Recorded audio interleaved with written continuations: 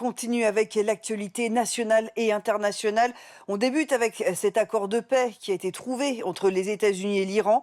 La signature doit avoir lieu en fin de semaine à Genève. Commencera alors une période de 60 jours de négociations autour, entre autres, du nucléaire et du détroit d'Ormuz. On fait le point avec Margot Bonfils et Nathalie Texier. Donald Trump semblait détendu lors de son arrivée au G7.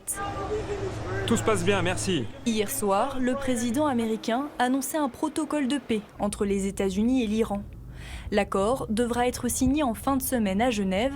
Son contenu se dessine. Le texte prévoirait un arrêt des opérations militaires sur l'ensemble des fronts, y compris au Liban. La réouverture du détroit d'Ormuz, lieu stratégique où transite environ 1/5 du pétrole mondial.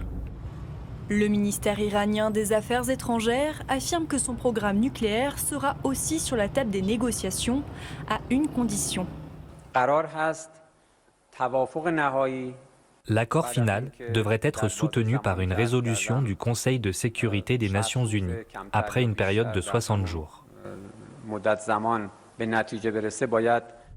60 jours de négociations s'ouvriront à l'issue de la signature du protocole pour trouver un accord définitif.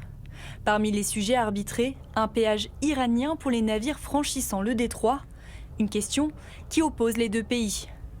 De son côté, Emmanuel Macron se réjouit du protocole de paix et se dit prêt à agir. On est prêt à agir très vite. Pour faire quoi? Envoyer des avions, envoyer une frégate, envoyer des démineurs. Et nous avons aussi notre porte-avions, le Charles de Gaulle, avec tout ce qui l'entoure, et qui peut être déployé dans les 2-3 jours qui suivront la confirmation.